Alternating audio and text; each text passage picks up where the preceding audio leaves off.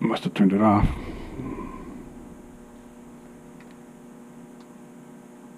Okay.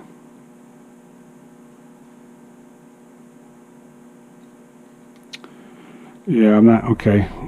This icon right here tells me how many bulbs, light bulbs I have turned on. I think there's 2, 4, 6, 8 sets. So when I hit this, I can turn on more of the bulbs. Okay, I got all 8 sets of bulbs on now. Maybe one more. Let's take a look here. There we go, they're all on. And this one here increases the intensities of the bulb. So now that I got all the bulbs on at full intensity, I should be able to get a good image here. Students, this is at 40x. The type, the text has jagged, saw-toothed, stair-stepped edges to them. That tells you that it was printed by gravure. Okay. But something interesting here. If I go to, say, this page here, and look at the type and the text, look at that.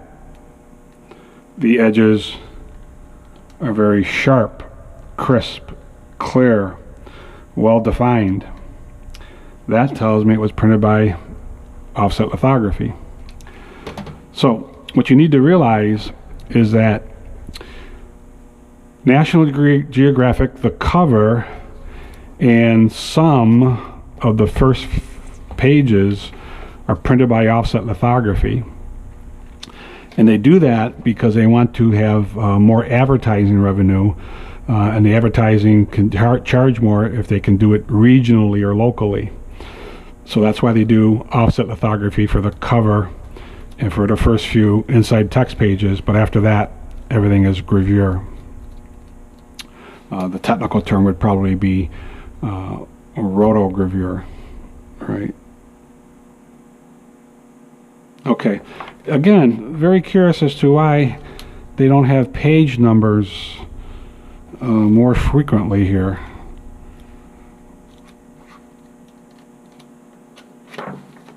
Okay, very interesting that they don't try to put the page number more frequently. This says it's 152 pages. Okay. So let me just talk briefly more about National Geographic. The very first edition, printed edition, was in 1888, and currently they have 3.5 million circulation in the United States, and it's published monthly. Now, the circulation peaked in 1989 when it had about 10.5 million. And of course, we recognize the brand of National Geographic with that trademark yellow frame border. And again, the book is still a 7 by 10 inches digest size. Now, back in 1930s through the 50s, the book was printed by letterpress, but sheet-fed letterpress. That means it was pretty slow. And the color in here, a lot of it is synthesized or mechanical, where it's actually a black and white photograph that was hand painted with masks to make it look like color, kind of like a fake duotone using a flat screen tint. I remember my parents' wedding pictures were hand painted color black and white, right? So the color looks very dark and dirty and muddy and full, heavy. Those are all kinds of terms we would use to describe that color. The inks may have been even more opaque back then. Today they're more transparent, which makes them look a lot better. The other thing that was of interest is not this edition, but, well, is there? No, there's not in this one here. What they used to do with the color pages, or the color photographs, is they used to put a black line rule border around them that was called a key line. That way, if you went out of register, There was no easy way to know that you were out of register, right? And then in the 60s, they converted to rotary letterpress using a web, a continuous roll of paper, and they used heat set inks. So the production was much, much faster. So back in 1960, R.R. Donnelly took over the printing. And then it wasn't until, you know, not that long ago, 1978, 1980, that they started to go to gravure. Now, just so you know a little bit more about gravure, you have a diamond tip stylus that mechanically engraves into a soft copper cylinder, and then we chrome plate that for hardness.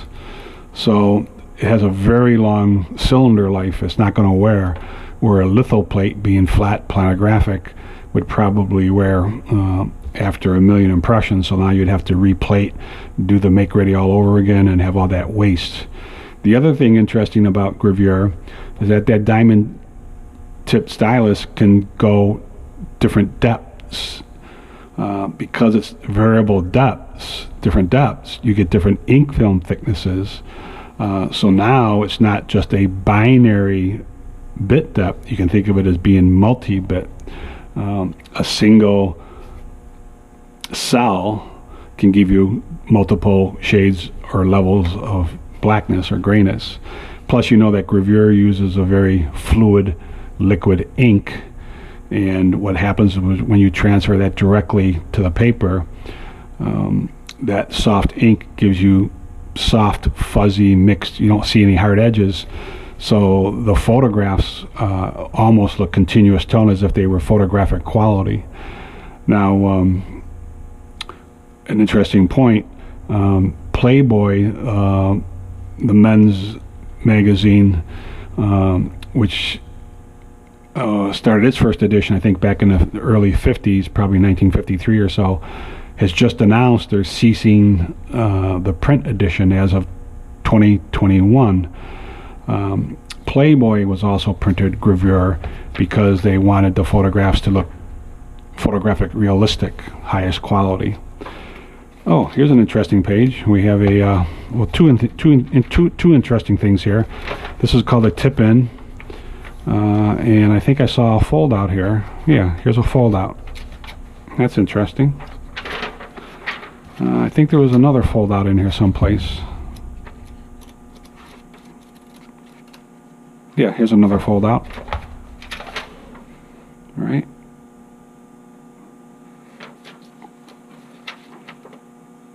Okay.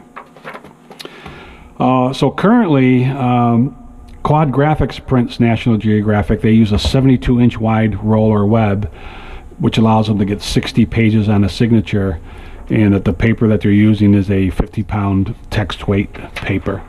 All right. Okay, so National Geographics from 1953, National Geographics from 2012, and find the earlier previous video for Popular Mechanics from 1948. The purpose of looking at these magazines was to determine what binding method they used and what printing process they used. Okay, talk to you soon. Bye now.